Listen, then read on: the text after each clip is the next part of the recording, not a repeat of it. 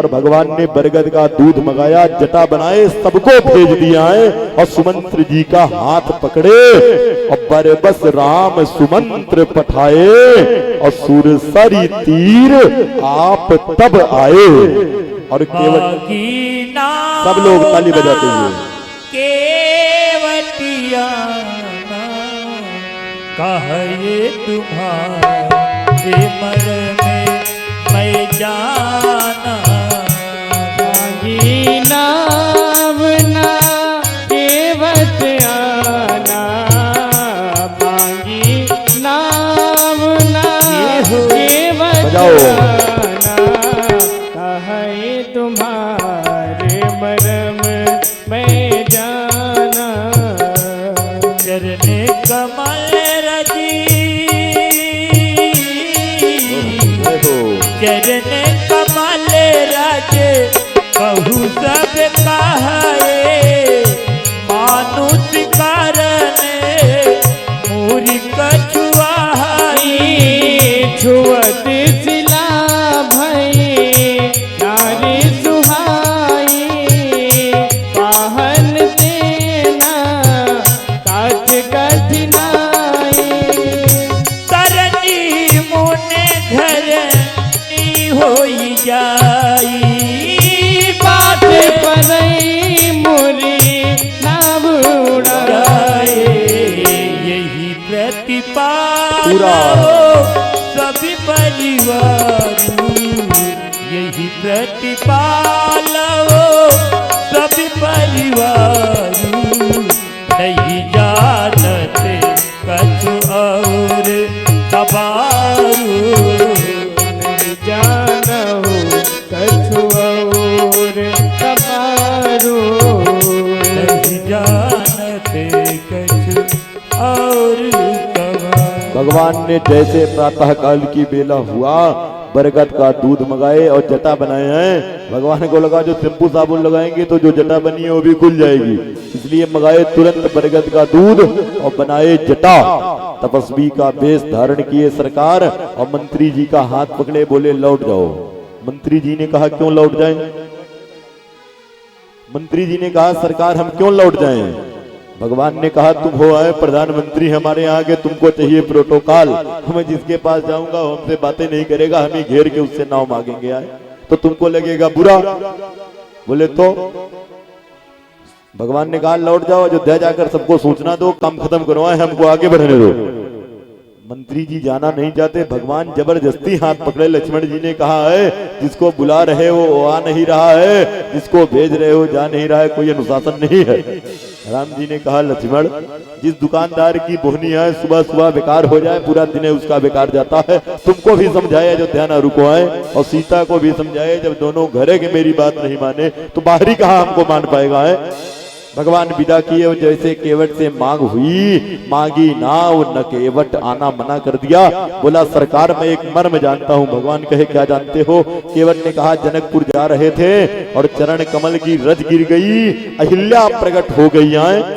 आपके चरण की रज गिरने से पत्थर भी मुनि पत्नी बन करके खड़ी हो गई। सरकार पत्थर से कई ज्यादा गुना मुलायम ये मेरी नाव की लकड़ी है जो एक कोई पत्नी बन गई है। तो समस्या ये है मुनि पत्नी बनेगी, धंधा चौपट खाने वाली दो हो जाएंगी। और सरकार आपको पता है दो विवाह होने पर क्या होता है? भगवान ने कहा क्या होता है बताओ? केवट ने कहा सरकार जो 3 विवाह आपके पिता ने नहीं किया होता तो जंगल में नहीं होते, यहाँ अयोध्या में राज करते आप भी। भगवान कहे नाव लाओ हमको उस पार ले चलो, बवाल न सुनाओ। केवट ने कहा सरकार मैं अपनी नाव में बैठा नहीं सकता हूँ, नाव में एक शर्त पर बैठाऊंगा कि मुझे कह दो कि मेरे पैर को धो लो तब धोकर तब बैठा लूंगा। भगवान मना कर दिए। केवट ने कहा सरकार तब जाओ लौट जाओ, दूसरा कोई नाव हो तो उससे चले जाओ है। और घाट पर केवल एक नाव थी, केवट की दूसरी कोई नाव नहीं थी, क्योंकि मांगी नाव न केवट आना, आना माने दूसरा कोई उस घाट पर था नहीं और केवट ले जाने को तैयार नहीं हुआ। भगवान कहे पैर तो तुमसे नहीं धुलाएंगे आए। तो केवट ने कहा तब जा भाई खड़े रहो ऐसे आए। दोनों का काम एक ही है सरकार, भवसागर से आप पार ले जाते हो, कोई राम ना कहे तो भवसागर से पार नहीं जाएगा है, क्योंकि भवसागर चाह पार जो पावा तो श्री राम कथा ताका दृढ़ नावा। अब अगर नदी और समुद्र से पार जाना है तो केवट का नाम जपो है, तो भगवान कहे नहीं रहने दो। केवट ने कहा तब ऐसे खड़े रहो। अरे लक्ष्मण जी ने कहा सरकार कब तक खड़े रहोगे? केवट ने कहा एक उपाय है सरकार, एक काम करो, यही घाट से थोड़ीक दूर है, कटिलो जल थाह दिखई हो जू, परसय पग धूरी तरय तरनी, घरनी घर क्यों समुझई हो जू। बोले आगे जाओ, पानी कमर के बराबर है, निकल जाओ। भगवान कहे हम तो निकल जाएंगे, कवितावली का पद है बड़ा सुंदर। भगवान कहे हम तो निकल जाएंगे, लेकिन ये जो हमारी पत्नी बाम भाग में खड़ी है, ये बेचारी पानी से बहुत डरती है और नदी में तो और नहीं घुसना चाहती है। केवट ने कहा उसका उपाय है। क्या उपाय है? बोला इनको, केवट ने कहा एक काम करो, इनको उठा लो, अपनी गोदी में आए और उठा करके उस पार लेकर चले जाओ।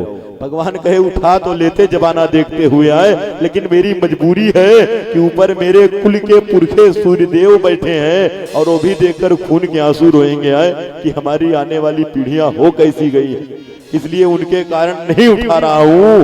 केवट ने कहा एक उपाय और बता रहा हूं, मुझे पता है आपकी जेब में चवन्नी का सिक्का नहीं है सरकार, पैर धुलवा लो तो उतराई मैं फ्री कर दूंगा।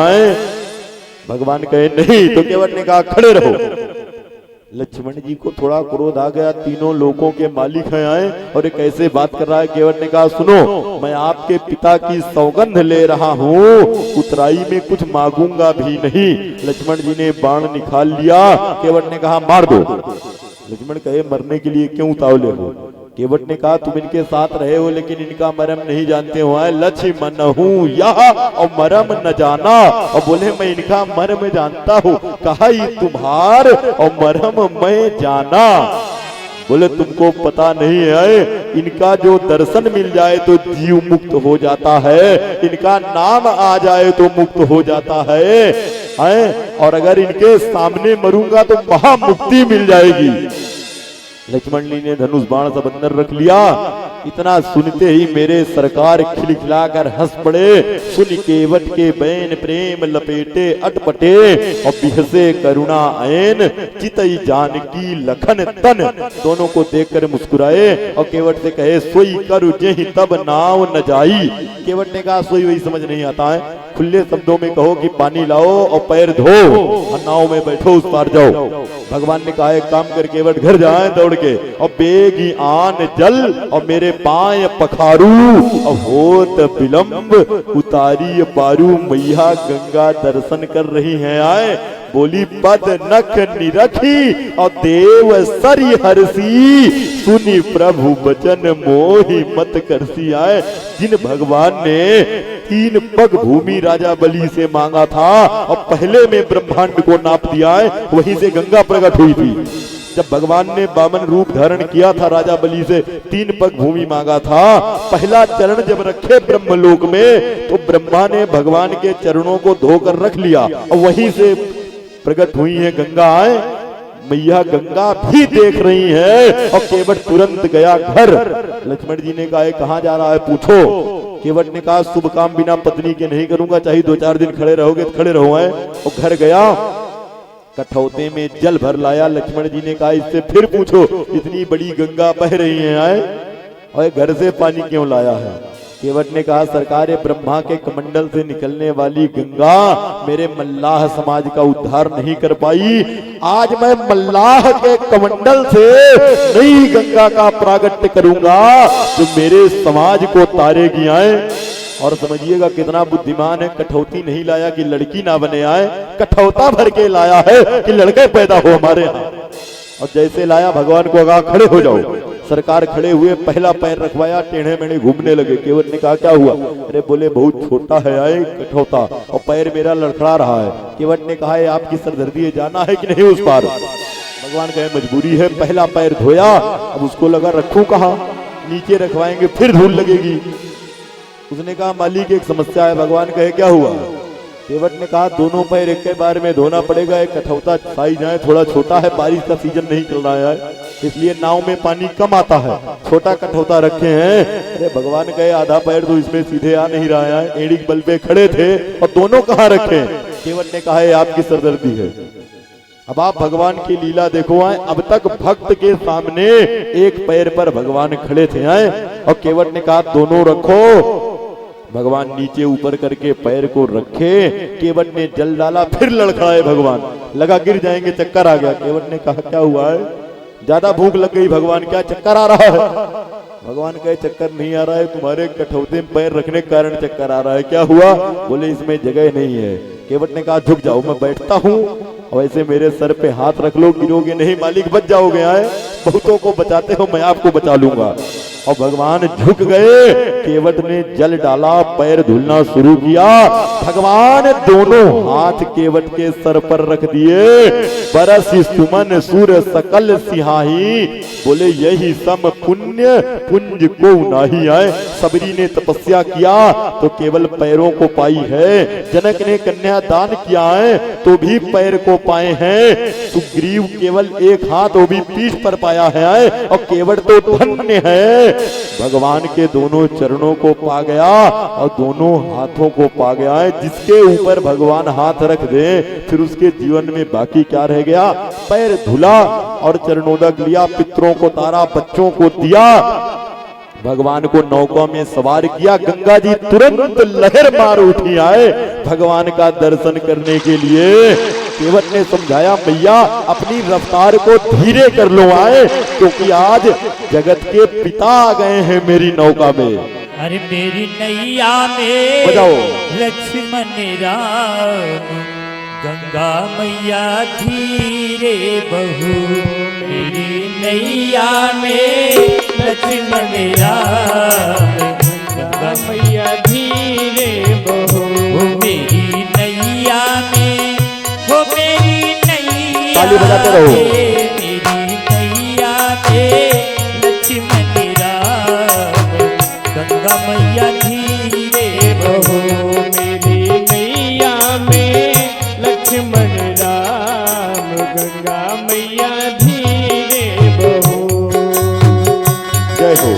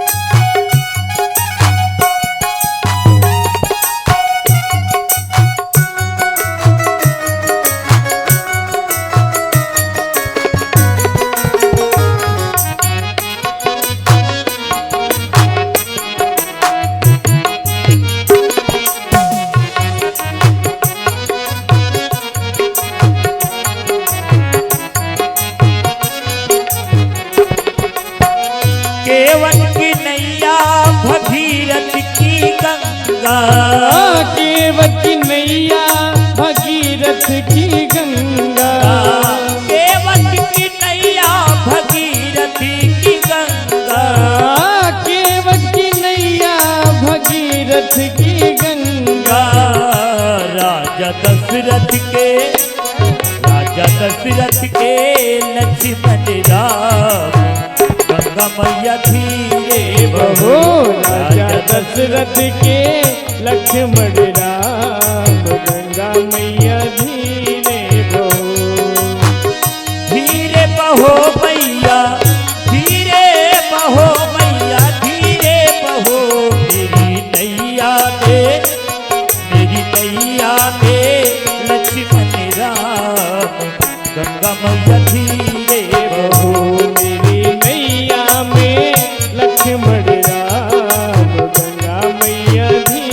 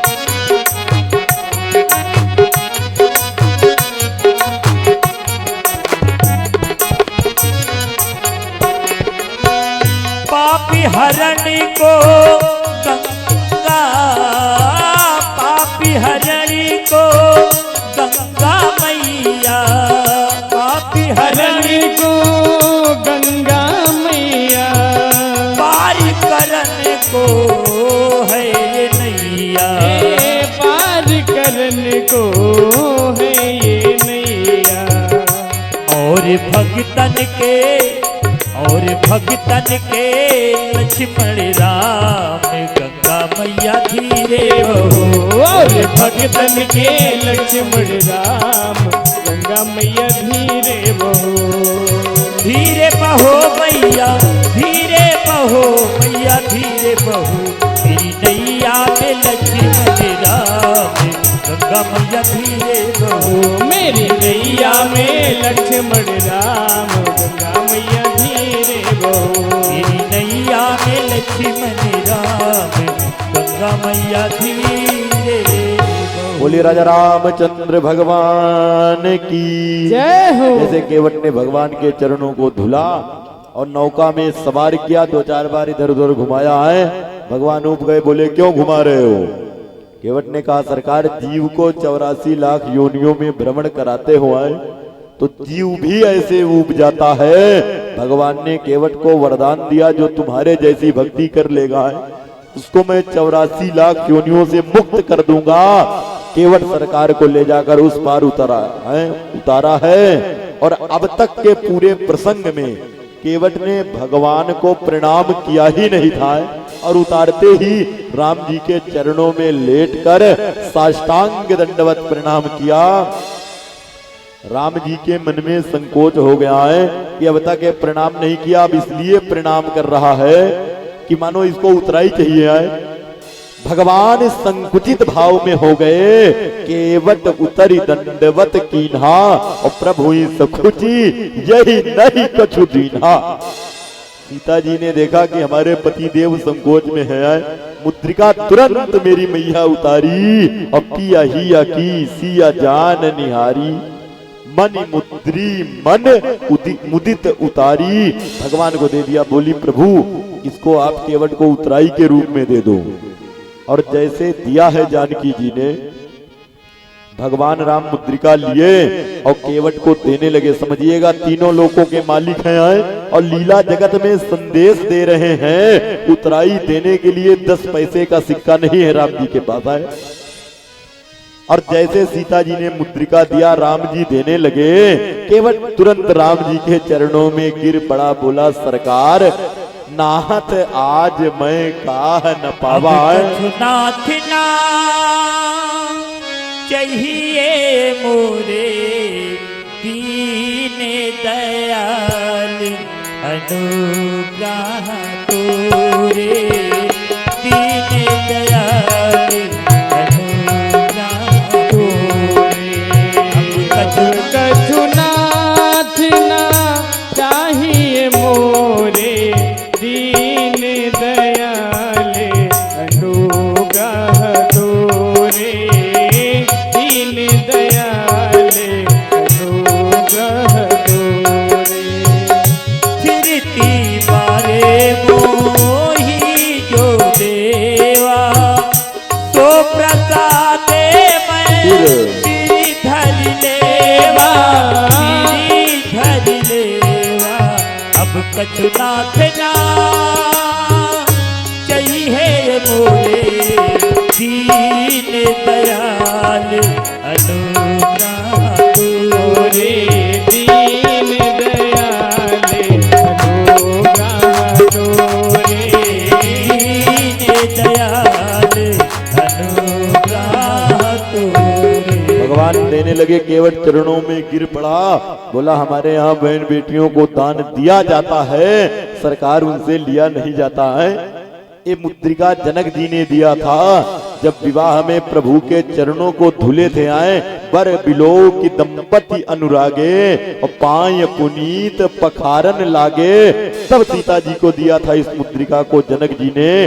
केवट ने कहा धन में तो मैं राजा जनक के बराबर नहीं हुआ है, राजा भले नहीं हूँ लेकिन उम्र में जनक जी के बराबर हुआ है। एक पिता हो करके जनक जी अपनी बिटिया की विदाई में मुद्रिका दें और दूसरा अभागा बाप मैं हुआ है जो बिटिया का दिया हुआ धन वापस ले लूं। केवट ने कहा सरकार धन का भले दरिद्र हुआ है लेकिन मन का बिल्कुल दरिद्र नहीं हूं। ये मुद्रिका मानो आपने हमको दिया, आज सब मिल गया है। एक तू जो मिला प्रभु सारी दुनिया मिल गई, कोई इच्छा ही नहीं रह गई है, सब मर गई। अब कछुनाथ न चाहिए मोरे और केवल दीन दयाल अनुग्रह तोरे। बोले इस मुद्रिका को आप अपने पास रख लो। भगवान ने उसको अयोध्या का पहला नागरिक बना दिया।